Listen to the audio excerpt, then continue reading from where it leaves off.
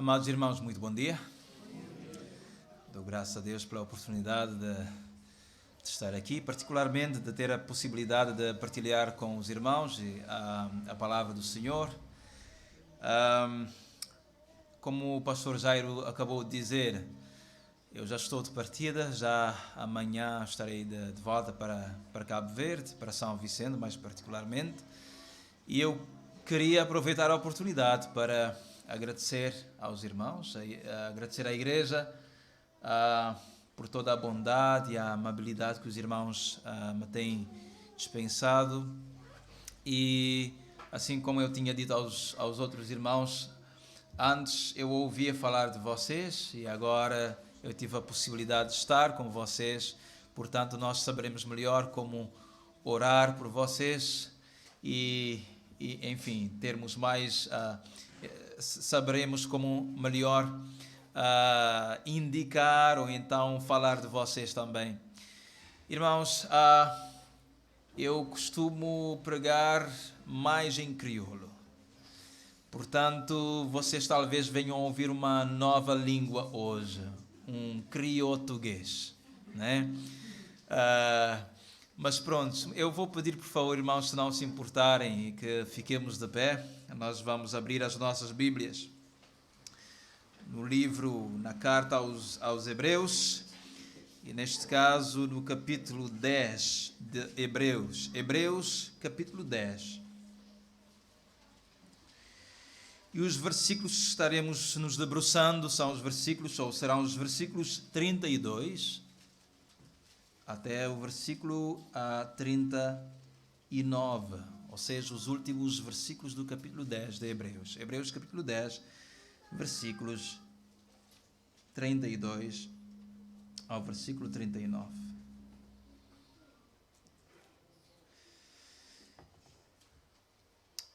Por favor, lemos assim na palavra do Senhor: Lembrai-vos, porém, dos dias passados, em que depois de seres iluminados suportastes grande combate de aflições.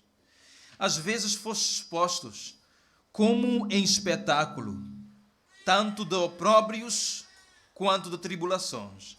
Às vezes vos tornastes coparticipantes com os que desse modo foram tratados. Não somente vos compadecestes dos que estavam nas prisões, mas também com gozo aceitastes o espólio dos vossos bens, sabendo que tendes possessão superior e permanente.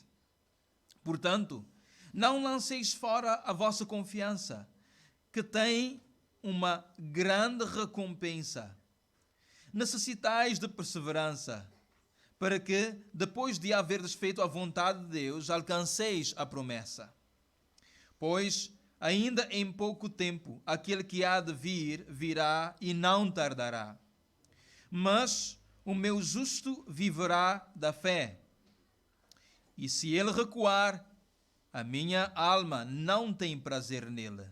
Nós, porém, não somos daqueles que retrocedem para a perdição, mas daqueles que creem para a conservação da alma. Oremos, irmãos.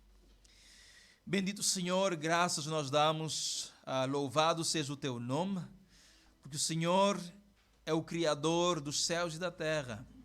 O Senhor é nosso Criador. O Senhor é Criador de tudo aquilo que há, pelo que todo louvor, toda honra o Senhor merece e é dado a ti, Senhor.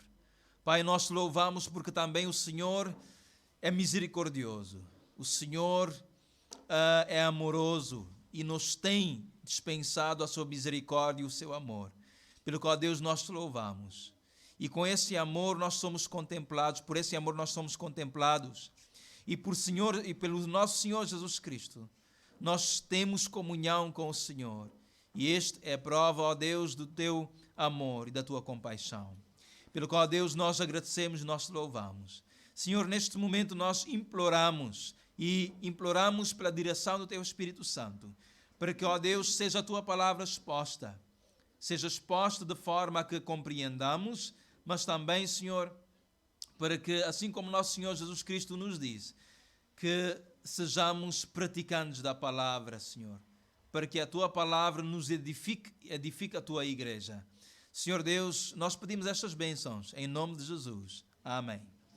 Muito obrigado, irmãos, nós podemos nos assentar. Irmãos, o texto que nós temos hoje, que nós lemos há momento, dos versículos 32 a 39, do capítulo 10, na verdade se encontra, digamos assim, numa situação onde já foi exposto muita verdade acerca do Senhor Jesus Cristo. Então temos aqui um tempo ou um momento de selá, ou seja, um momento de meditação sobre aquilo que já foi dito anteriormente. E o que é que já foi dito anteriormente? O livro de Hebreus, na verdade, e como podemos ver, é um livro ou uma carta escrita aos hebreus, aos judeus. E com que finalidade? Nós podemos ver também pelo livro, pela carta, de que é uma carta escrita para aqueles irmãos, aqueles que já se tinham arrependido, abraçaram a fé, abraçaram o Senhor Jesus Cristo e creram. Porque esses irmãos estavam a passar por muita dificuldade, por muita perseguição. Então esta carta é para encorajar esses irmãos. Mas também é uma carta escrita para aqueles judeus que diziam ser de Cristo, mas que na realidade não eram. E somente intelectualmente nós podemos dizer eram crentes. Não eram pessoas realmente arrependidas, porque estavam sempre a voltar às antigas práticas. Mas também nós vemos vestígios aqui no mesmo livro de que também esse livro, essa carta é escrita aos judeus que de alguma forma desconfiavam ou não confiavam que realmente Jesus Cristo era o Salvador. Então, é-lhes apresentado provas, evidências de Cristo, e é-lhes apresentado Cristo de forma que, de facto, tenham esse conhecimento e venham ao conhecimento da salvação. É escrito aos hebreus neste sentido. E a partir do capítulo 1, do primeiro capítulo, nós vemos essa tônica. Por exemplo, no capítulo 1, Jesus Cristo é apresentado como sendo divino, como sendo aquele que tem domínio sobre tudo, aquele que está sobre tudo e sobre todos. Mas também no mesmo capítulo apresenta Jesus Cristo como sendo superior aos anjos, por exemplo. Por que aos anjos? Porque para os hebreus não havia nenhum outro ser além de Deus que era superior aos anjos. Então é-lhes apresentado no capítulo 1 a superioridade de Cristo, demonstrando que Cristo é Criador. Não era um ser qualquer, não era um homem qualquer, não era um profeta qualquer. Mas também nós vemos nos capítulos a seguir, o capítulo 3 e 4, nós vemos Cristo sendo apresentado como superior a Moisés. E Moisés, digamos que eram os anjos nos céus e Moisés na terra para os judeus, além de Deus, claro. E então, Cristo também é apresentado nos próximos capítulos, 3 em diante, como sendo superior ao próprio Moisés. Porque para o judeu, provavelmente Moisés era o referencial maior entre os homens. Falar de Moisés era falar da lei do Senhor, era falar da palavra de Deus. O próprio Senhor Jesus Cristo, ao mencionar a lei, mencionava Moisés. Então, para os judeus, Moisés era a referência, era um referencial importante. Mas estes capítulos, particularmente o capítulo 3 e o capítulo 4, fala de Jesus Cristo sendo superior ao próprio Moisés. Nos versículos a seguir, os versículos 4 a 7, nós vemos Jesus Cristo sendo apresentado como o grande sumo sacerdote, superior aos demais sumos sacerdotes que haviam vivido antes de Jesus Cristo. E ele é demonstrado como sendo aquele que cumpriu toda a exigência de Deus, a ponto de ascender aos céus e sentar-se à direita do Pai, que para um judeu era uma coisa impensável, Alguém que pudesse sentar à direita do Pai. E particularmente Jesus Cristo como sendo o sumo sacerdote. E claro, para os judeus, o judeu sabia qual era a função do sumo sacerdote. E particularmente o sumo sacerdote era a pessoa que, digamos assim, era um mediador, se é que podemos dizer assim. Era aquele que colocava-se entre o homem e Deus. Afinal, a palavra sacerdote, de facto, tem essa ideia de alguém permanecer entre. Então, o sumo sacerdote fazia como que esse trabalho de colocar-se entre Deus e o povo. E nós sabemos que ele fazia isso entrando no santíssimo lugar lá do tabernáculo e do templo uma vez no ano. E Jesus Cristo é apresentado como sendo superior, aquele que terminou todo o serviço. O sumo sacerdote fazia isso repetidamente. E depois, quando ele morria, então um outro assumia o papel de sumo sacerdote, e assim fazia-se ano após ano e ano após ano. Mas Jesus Cristo, os textos do capítulo 4 ao 7, demonstram Jesus Cristo como sendo o sumo sacerdote que completou o serviço. Não havia e não há mais nada a fazer. E porque terminou o serviço, ele sentou-se. O sacerdote não fazia isso. Ele estava em constante serviço no tabernáculo, em constante serviço no templo. Mas Jesus Cristo terminou o serviço e assentou-se à direita do Pai. Nos capítulos a seguir, o capítulo 8 até o capítulo 10, que agora nós estamos, nós temos a palavra de Deus, neste caso o livro de Hebreus, demonstrando de que o ministério sacerdotal de Cristo é superior ao ministério anteriormente exercido, que eram sombras, não é? Do nosso Senhor Jesus Cristo. E demonstra que Jesus Cristo, na sua própria pessoa, cumpriu toda a exigência e com o seu próprio sangue, remiu ou redimiu todo aquele que vem com arrependimento e crê na sua obra. Portanto, não havia mais nada e não há mais nada a fazer. Jesus Cristo fez isso. Então chegamos no capítulo 10. E o capítulo 10 faz o quê? Particularmente, a segunda parte do capítulo 10, a partir do versículo 19 mais particularmente, nós temos que como uma paragem para se meditar sobre aquilo que já foi falado anteriormente acerca de Cristo. Então, se temos um Cristo que é sustentador de tudo, que é superior aos anjos, que é superior a Moisés, que é superior aos demais sumos sacerdotes, que cumpriu toda a exigência, o que é que se pode dizer, o que é que se pode concluir? A verdade é que a partir do versículo 19 nós vemos isso, mas nós estamos no versículo 32. E no versículo 32, irmãos, nós encontramos uma exortação para que os irmãos se mantenham firmes, para que continuem perseverantes no caminho do Senhor. Porquê? Nós já vamos ver, mas esta é a tônica destes versículos. Mantenham-se perseverantes. A verdade é que eu tenho pregado ao longo deste ano no capítulo, aliás, no livro de Hebreus, e portanto já estou no capítulo 10 e eu estou a pregar exatamente, estou a fazer a última exortação que eu fiz lá na igreja em São Vicente. E pronto, os pastores aqui deram-me a possibilidade de continuar com isso, até porque também, de certo modo, não foge daquilo que eles estão a falar neste mês particularmente, acerca do nosso Senhor Jesus Cristo.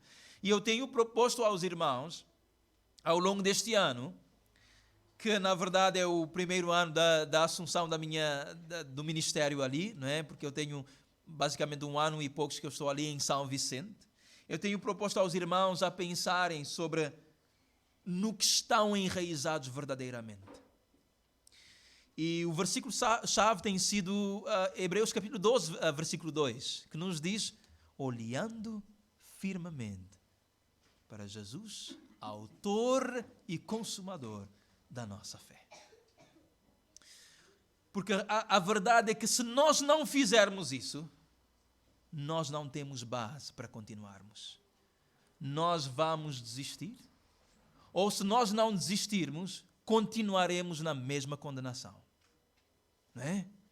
Se a nossa base não for esta, então continuaremos na mesma condenação. Portanto, olhando firmemente, e esta palavra firmeza também nos traz de volta a esta mesma realidade que nós estamos a falar, que é a questão da perseverança. E eu dei como título, digamos assim, desta exortação, sendo uma pergunta, por que desistir? Por que desistir? Em Cristo temos possessão superior. Afinal, esta superioridade, esta palavra superior é vista praticamente em todas as folhas do livro de Hebreus, demonstrando que aquilo que Cristo fez, aquilo que Cristo é, o que nós temos em Cristo é superior. É superior a tudo, a todas as coisas ou a tudo que podemos imaginar em Jesus Cristo. Por que desistir? Eu perguntei aos irmãos lá em São Vicente. Irmãos, eu pergunto a vocês também, eu quero respostas já agora.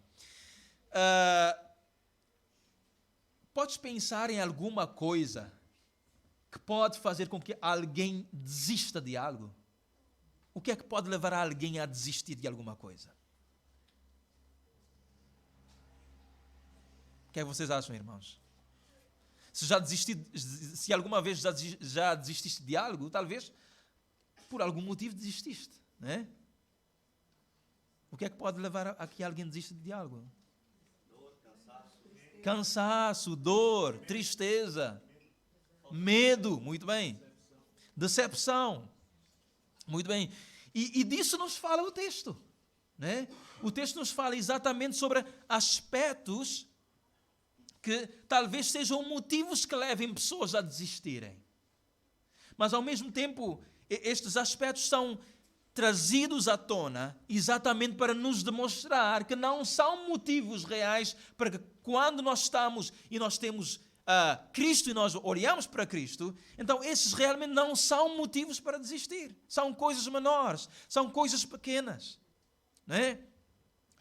O versículo 32 começa dizendo o seguinte: lembrai-vos, porém, dos dias passados, em que depois de seres iluminados, suportastes grande combate de aflições. O primeiro versículo enceta a tônica sobre aquilo que este parágrafo nos fala. Estes irmãos hebreus ouviram a mensagem. Muitos deles, com certeza, creram. Foram iluminados ou esclarecidos. Daqui a pouco falaremos um pouco mais acerca disso. Mas por abraçarem esta verdade que lhes foi anunciado, sofreram aflições. Estavam sofrendo aflições. Este texto tem esta tônica, este parágrafo. E é por isso que eu proponho aos irmãos que pensemos sobre duas coisas que este parágrafo nos fala. Uma delas é exatamente aquilo que o primeiro versículo começa por falar, das aflições que os irmãos estavam a passar. A verdade é que o parágrafo está cheio de expressões que nos lembram disso, das dificuldades que os irmãos estavam a passar por abraçarem o Evangelho. Nós temos expressões como combate de aflições, exposto a espetáculo, opróbrios, tribulações, coparticipantes das tribulações, espólio dos bens, o retroceder por causa dessas mesmas tribulações. Então temos expressões, várias e várias expressões nestes poucos versículos que demonstram que esses irmãos estavam a passar por tribulações, e a verdade é que a palavra de Deus nos diz que assim que a palavra de Deus começou a ser pregada e que os irmãos judeus e os apóstolos começaram a anunciar a palavra de Deus e a palavra começou a alastrar-se por Jerusalém e Judeia, então houve grande perseguição à igreja do Senhor. E nos lembra a palavra de Deus. Eu gostaria de convidar aos irmãos, aqueles que puderem, a irmos lá para o livro de Atos. Atos no capítulo 7. O capítulo 7 de Atos nos fala de Estevão, do testemunho de Estevão. Este que é chamado do primeiro mártir nessa época e que é registrado na palavra de Deus. O capítulo 7 nos fala do testemunho de Estevão perante os judeus, demonstrando e explanando acerca da pessoa de Jesus Cristo e de que esses então, rejeitando a Estevão, apedrejaram-no. Lá no versículo 59 do mesmo capítulo nos diz: apedrejaram a Estevão. E em oração dizia, Senhor Jesus, receba meu espírito. E pondo-se de joelhos, clamou com grande voz: Senhor, não lhes imputas este pecado. Tendo dito isto, adormeceu, ou seja, morreu. Mas logo a seguir, no capítulo 8, nos diz o seguinte: também Saulo consentia na morte dele.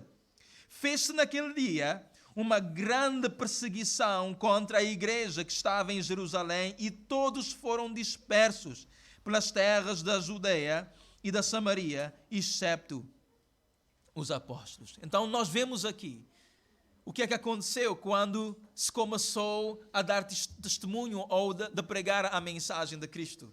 Muita perseguição, e perseguição tal que eram aprisionados, eram espancados, e como aconteceu a Estevão, neste caso, foi morto, foi apedrejado até a morte.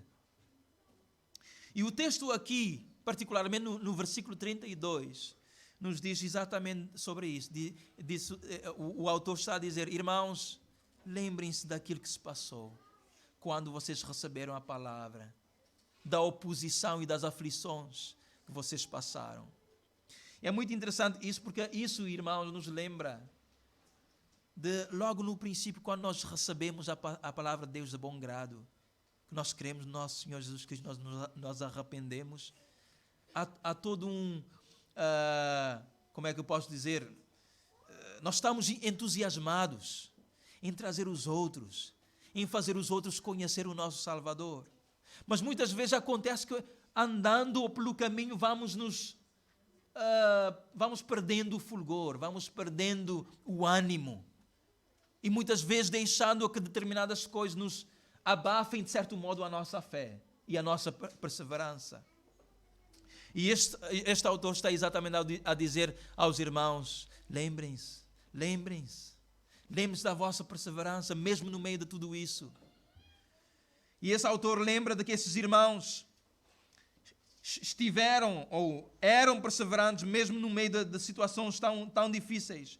E esta é a primeira tônica de que nós estamos a falar. Este autor lembra de aquilo que muitas vezes acontece nas nossas vidas, e que, se nós não estivermos bem enraizados em Jesus Cristo, nós acabaremos por nos recuar, nós acabaremos por desistir. E ele fala aqui, como nós dizemos no versículo 32 particularmente, ele começa por dizer: grande combate de aflições vocês passaram. Não somente isso, mas ele continua no versículo 33: às vezes fostes expostos como espetáculo, tanto de opróbrios quanto de tribulações. Às vezes vos tornardes coparticipantes com os que desse modo foram tratados. O autor está aqui a falar dos irmãos e a lembrar-lhes daquilo que tinha estado a passar. Ele estava a dizer: muitos de vocês, irmãos, passaram por grandes aflições. Muitos de vocês foram expostos ou então colocados como pessoas ridículas, de que vocês estavam a crer em coisas ridículas, que vocês eram ridículos, colocados como, digamos, pessoas dos quais eram postos perante uma multidão para serem gozados. Aqui faz a menção sobre expostos a espetáculo, dando a ideia de estar num estádio ou de um anfiteatro, e de que temos uma grande multidão que está ali, mas é só para rir, ou troçar, ou gozar, ou fazer de pouco quanto à tua pessoa, ou quanto àquilo que tu crês. Ou seja, esses irmãos eram tidos como sendo pessoas ridículas, expostas desta forma perante a nação judaica. Mas o texto não para aqui quanto àquilo que os irmãos estavam a passar. A palavra de Deus continua no versículo 34 dizendo: não somente vos compadecestes dos que estavam nas prisões, mas também com gozo aceitaste o espólio dos vossos bens, sabendo que tendes possessão superior e permanente. Então esses irmãos perderam mesmo, muitos deles perderam os seus bens, provavelmente perderam a comunhão ou a possibilidade de estarem com os seus familiares. Porque afinal o nosso Senhor Jesus Cristo nos falou acerca disso e disse que aqueles que iriam crer teriam como seus inimigos os seus próprios familiares. Esses seriam os seus inimigos. Esses seriam aqueles que veriam para eles como sendo inimigos. Então nós temos esses irmãos passando por tais coisas. Mas irmãos, isso nos leva a pensar sobre a realidade presente. Temos estado a viver dias diferentes desses irmãos. Talvez na tua própria experiência, nestes dias, talvez podes-te descrever como sendo aquilo que estava a passar com aqueles irmãos. Muita perseguição. Talvez não essa perseguição, digamos assim, mais evidente ou mais visível exteriormente, mas passas por perseguições, passas por aflições. E talvez na tua mente tu combates com essa ideia de eu continuo ou eu paro aqui, ou eu recuo-me. Dá-nos a ideia deste texto, é de que muitos estavam a querer recuar, muitos estavam a querer voltar à velha prática. Muitos estavam, por causa da aflição, querendo desistir e não continuar. Então, é-lhes feito esta exortação para exatamente dizer: irmãos, isso vai acontecer. Isso é uma realidade. Isso muitas vezes é uma realidade dura. Nós enfrentamos isso.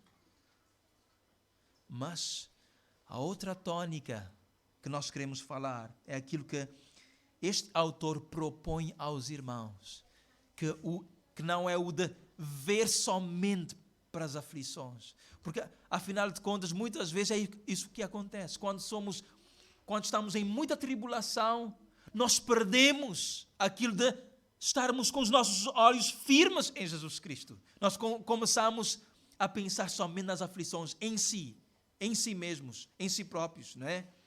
Como são, o que é que isso tem nos trazido para as nossas vidas, aquilo que talvez estejamos a perder por causa das aflições. Eu gostaria, irmãos, antes de falar desta outra proposta, digamos assim, que são como contrastadas aqui nesta passagem, vermos aquilo que o nosso Senhor Jesus Cristo diz lá em Mateus capítulo 13. Por favor, se puderem, Mateus capítulo 13, nós encontramos o nosso Senhor Jesus Cristo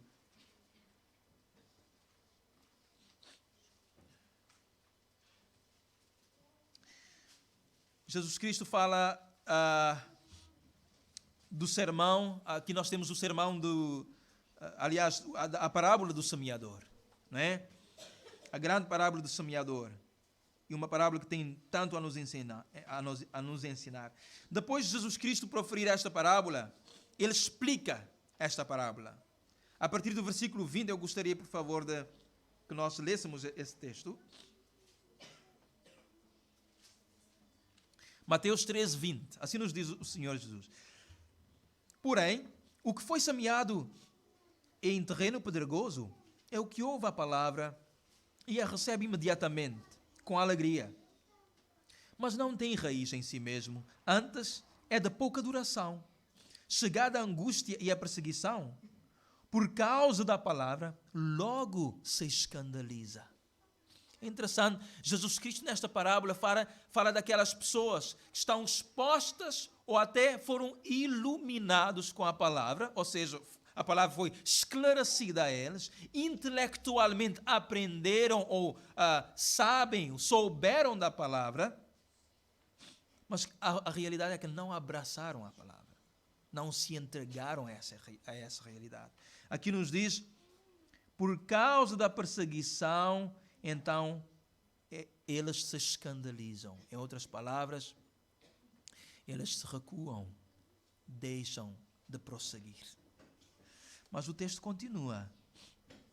O que foi semeado entre espinhos é o que ouve a palavra, mas os cuidados deste mundo e a sedução das riquezas sufocam a palavra e fica infrutífera.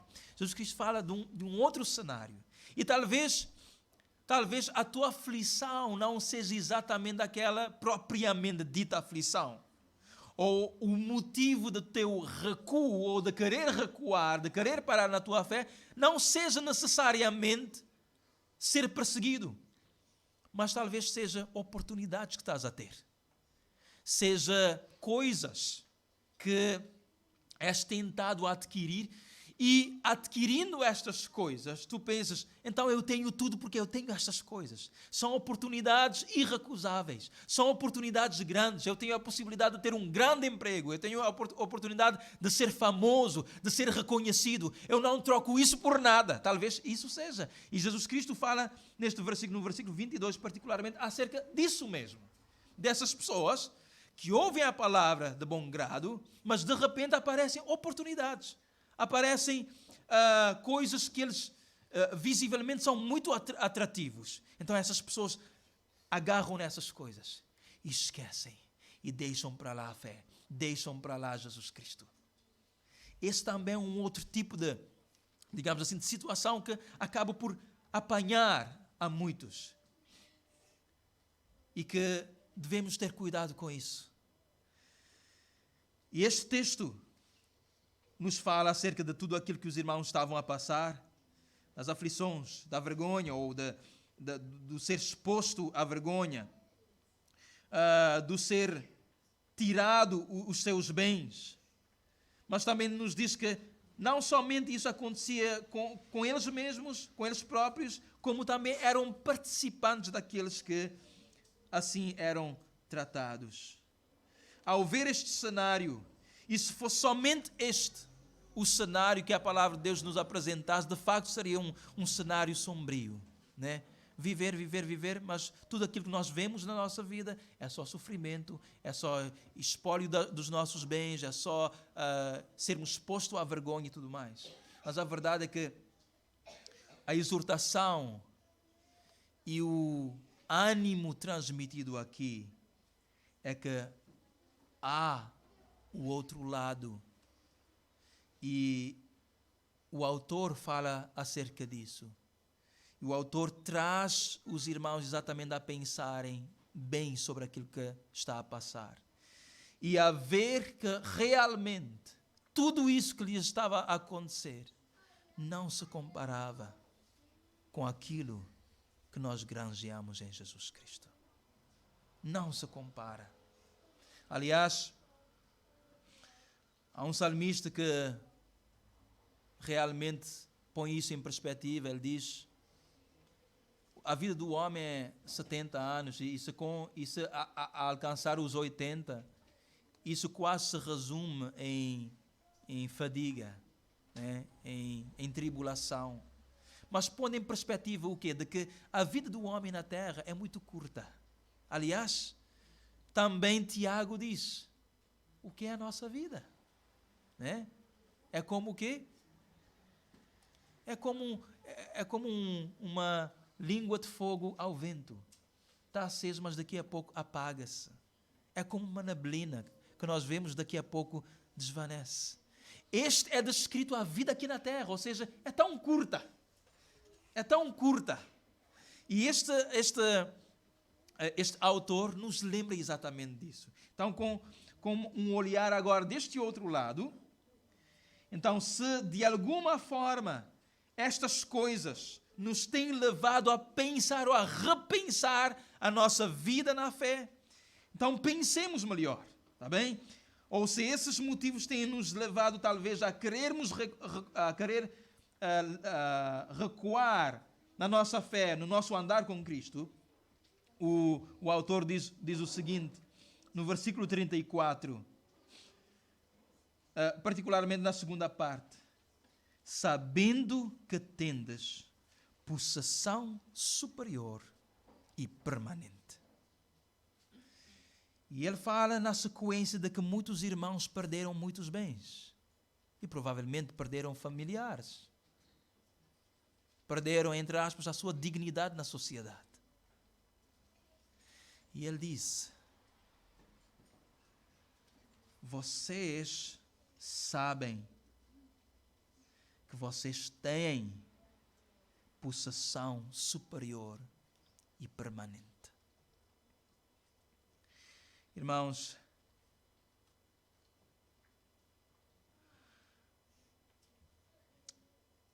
a realidade das aflições vem de muitas maneiras.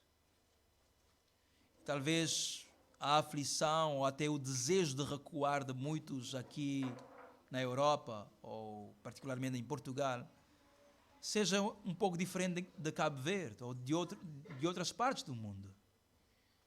Mas a verdade é que em toda a parte, todas as pessoas, de alguma forma, são atribuladas e são levadas a, entre aspas, repensar a sua fé e querer recuar na sua fé.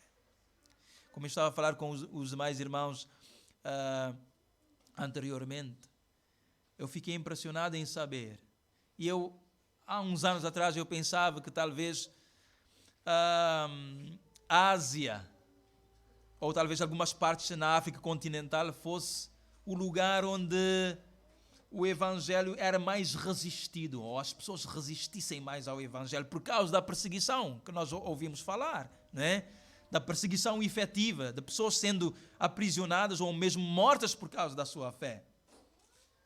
Mas a verdade é que, e assim como um irmão missionário disse, ele disse: irmão, a verdade é que nós temos maior oposição na própria Europa. Há muito ateísmo na Europa. Há muito ceticismo na Europa. Há muito gnosticismo na Europa. Ele disse: tu não imaginas. E eu imagino, não é? É como eu disse, talvez tenhamos essa luta. Estejamos expostos a essas lutas. A lutarmos com a ideia de que eu continuo ou eu fico. E o que é que me tem atraído? O que é que me leva a querer recuar? Talvez eu seja insultado por causa da minha fé. Talvez eu seja pressionado, tanto na minha própria casa, nos meus colegas de trabalho, ou seja qual for o lugar. Que eu seja pressionado e eu repense a minha fé. Mas o autor diz: não se esqueça. Não se esqueça de que talvez até percas alguma coisa. Mas lembra-te, o versículo 34, como eu disse lá no fim, lembrem-se de que vocês têm possessão superior e permanente. Estas duas palavras são importantes, irmãos, porque nos lembra de que não somente a possessão em si é uma coisa grandiosa, né? Mas é permanente, dura por toda a eternidade. Não é como aquela coisa que nós obtemos neste mundo e nós não sabemos até quando. E, aliás, mais do que isso, nós sabemos que um dia ficará aqui. Nós não conseguiremos mais aproveitar. Assim como Salomão diz, debaixo do sol, tudo aquilo que está debaixo do sol ficará. Até os nossos planos debaixo do sol ficarão para trás. Nós não conseguiremos levar nada conosco. Aliás, eu costumo até ligar isto, o de querer adquirir determinadas coisas, com aquilo que Cristo falou lá em Lucas capítulo 15 e 16, particularmente. Onde ele fala do rico, desse homem que se vestia de púrpura e que banqueteava todos os dias. Quando ele partiu, o que é que ele levou? Nada, muito pelo contrário.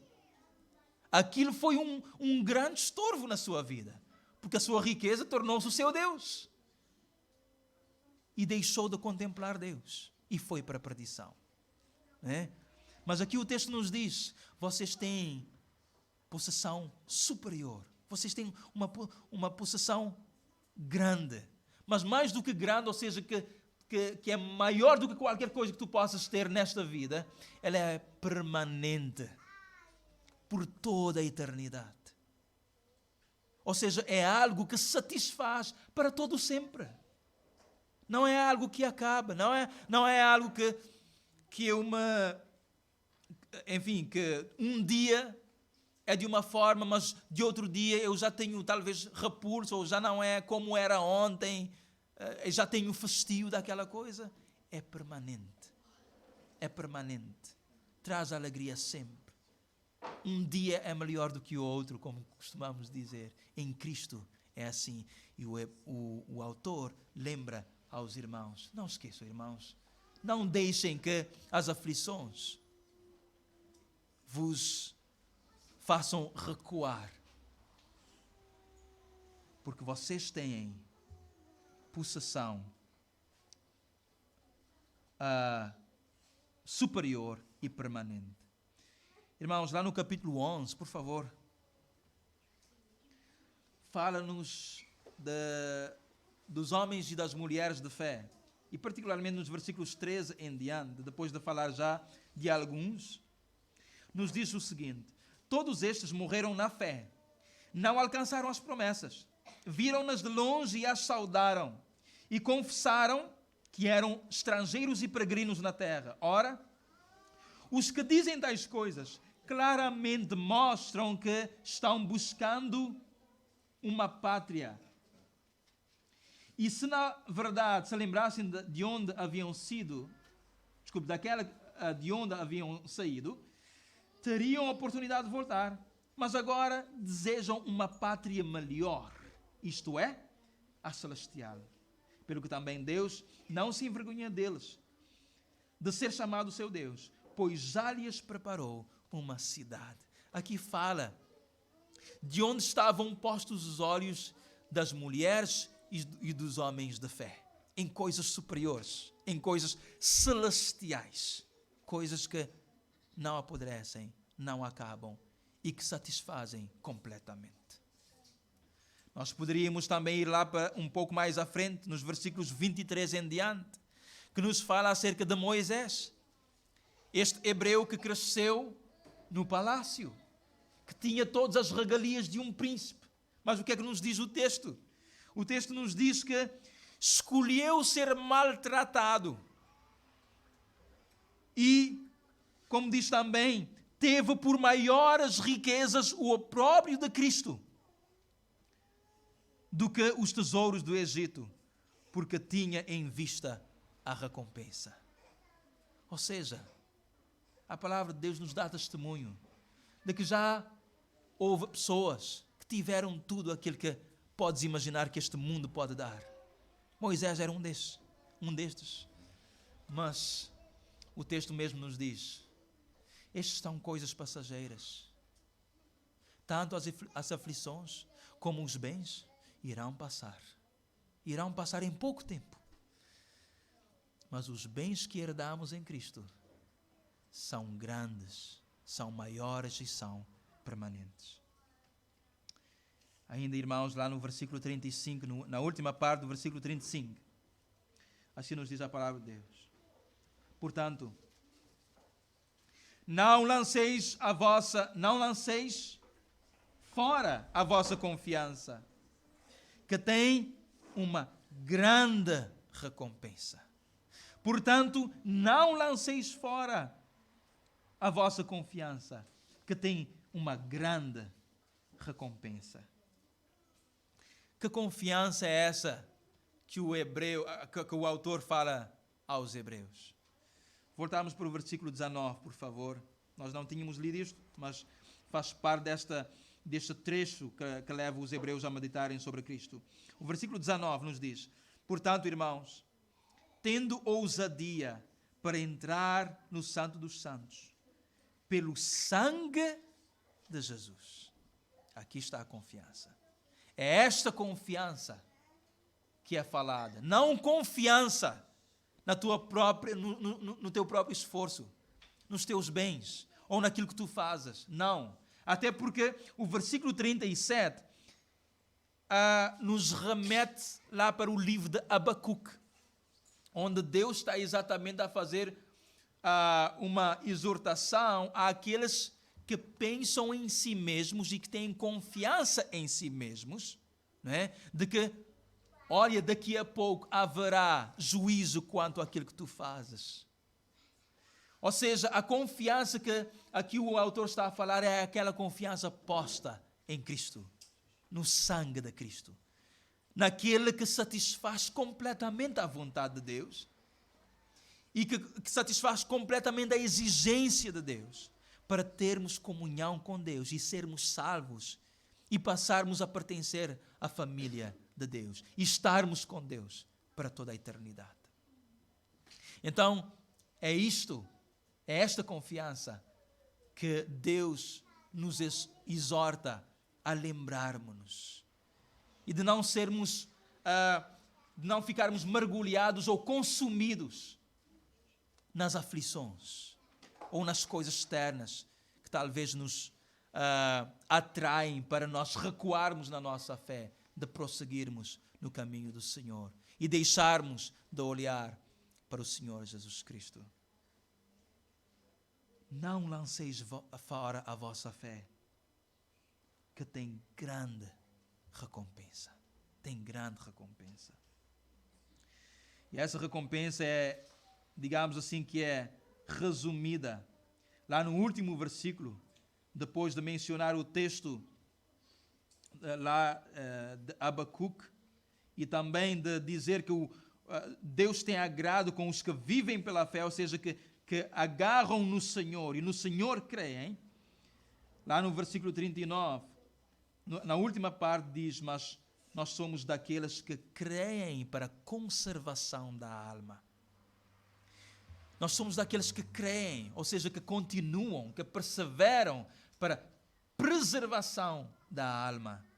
E isto, irmãos, me lembra de Apocalipse, inevitavelmente. E na semana passada nós tivemos aqui a exposição do nosso irmão Ruben, do livro do Apocalipse, e esteve a terminar exatamente com estas passagens. E do que é que fala-nos particularmente lá dos últimos capítulos, capítulo 21 e capítulo 22? É exatamente sobre o final daquele que tem a sua confiança no Senhor Jesus e o final daquele que se recua, ou seja, desiste, daquele que não crê realmente, daquele que foi iluminado, mas não se arrependeu, daquele que foi esclarecido, mas não apropriou-se, digamos assim, da graça, não arrependeu, não creu na obra do Senhor Jesus Cristo. Os capítulos 20, 21 e 22, se não se importarem, eu gostaria de ler particularmente uma passagem, porque ao terminar, irmãos, esta exortação, eu gostaria de lembrar daqueles que têm vivido no engano de que estão e de que são salvos, mas que realmente nunca se converteram, nunca se arrependeram, nunca debruçaram a sua confiança na obra de Cristo e não na sua. O capítulo 21, versículo 8, nos diz o seguinte: mas quanto aos medrosos, e aos incrédulos, e aos abomináveis, e aos homicidas, e aos adúlteros, e aos feiticeiros, e aos idólatras, e a todos aqueles, aos mentirosos, a sua parte será no lago que arde com fogo e enxofre. Esta é a segunda morte. O último versículo nós lemos lá em Hebreus 10, o versículo 39, nos diz que nós não somos daqueles que se recuam para a perdição, mas somos daqueles que creem para a preservação da alma. O que é que isso quer dizer da preservação da alma? Quer dizer exatamente de que a alma deste será preservada da condenação. Daqueles que creem realmente, daqueles que abraçam Jesus Cristo, daqueles que colocam a sua confiança totalmente e somente em Jesus Cristo, que cumpriu toda a exigência para que nós fôssemos salvos. Mas para aquele que assim não faz, para aquele que se recua na sua fé, para aquele que desiste de Cristo, temos aqui uma lista. Talvez alguém diga: mas pastor, eu não sou homicida, nunca matei ninguém. Eu não sou adúltero, eu não sou feiticeiro, eu não sou idólatra, eu não tenho nenhum tipo de imagem para adorar e coisas tais. Mas o texto não fala somente destes. O texto fala daqueles medrosos. Quem são os medrosos? São aqueles que desistiram na sua fé. Por algum motivo, acharam que talvez é melhor estar no mundo ou naquilo que o mundo oferece e não em Cristo.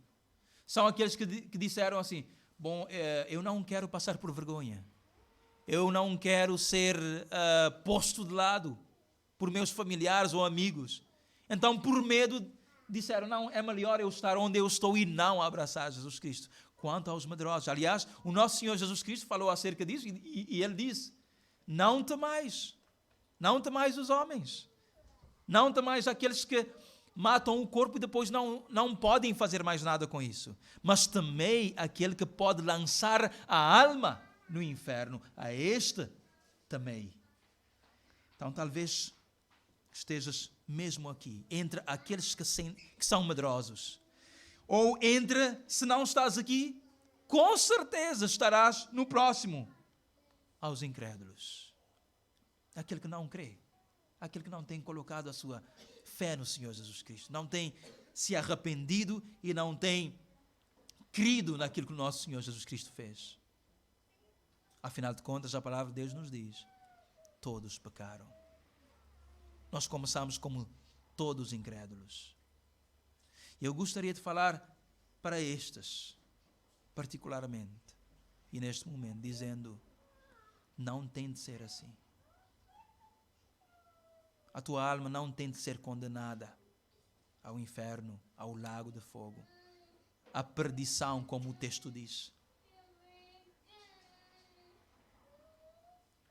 Porque Jesus Cristo, sim, pode reverter esta situação.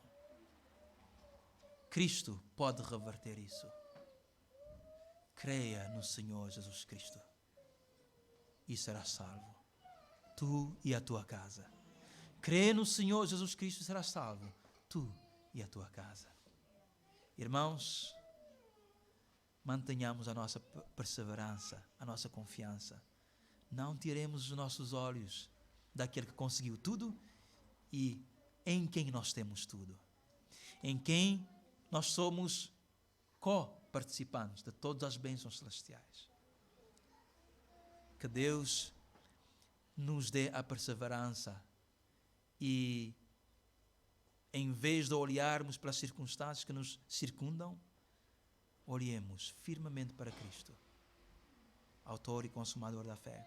Aquele que tem sido tentado a recuar na sua fé, por favor, meça.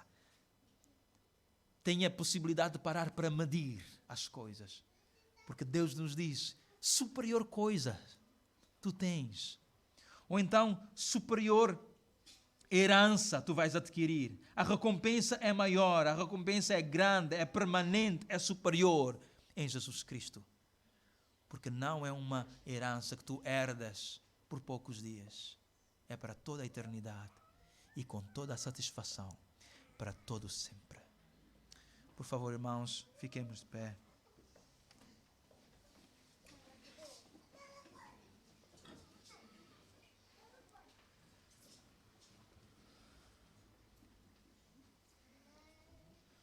Eu gostaria de orar para que Deus nos dê a resposta, uma resposta coerente àquilo que a sua palavra nos exorta, seja qual for a situação em que nós nos encontramos. Talvez de um crente desanimado, de um cristão desanimado, ou talvez de um incrédulo que está talvez firme, pensando que está bem, porque tem esforçado ou tem tentado aqui ou acolá fazer alguma coisa. Que Deus realmente nos dê o arrependimento e a conversão necessárias. Oremos, irmãos. Senhor Deus, nós agradecemos, nós nos alegramos, Pai, porque nos destes possessão maior e superior em Jesus Cristo. E de que isso, Senhor, vem da Tua graça. Tu nos deste isso.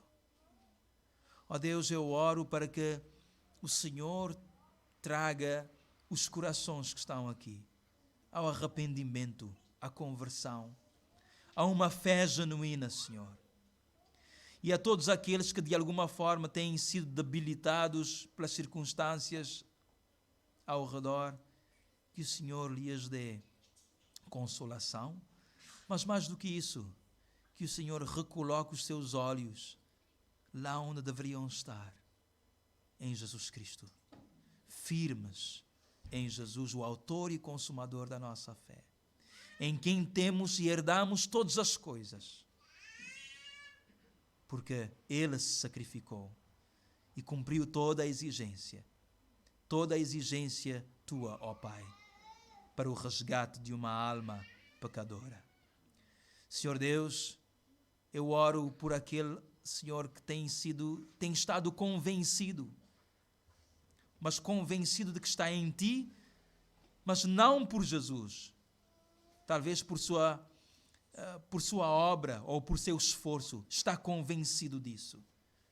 Que o Senhor converta este coração, para que este coração confia e somente na obra de Cristo, que é totalmente eficaz e única para a salvação da sua alma. Senhor Deus, edifica a Tua igreja. Eu oro em nome de Cristo. Amém.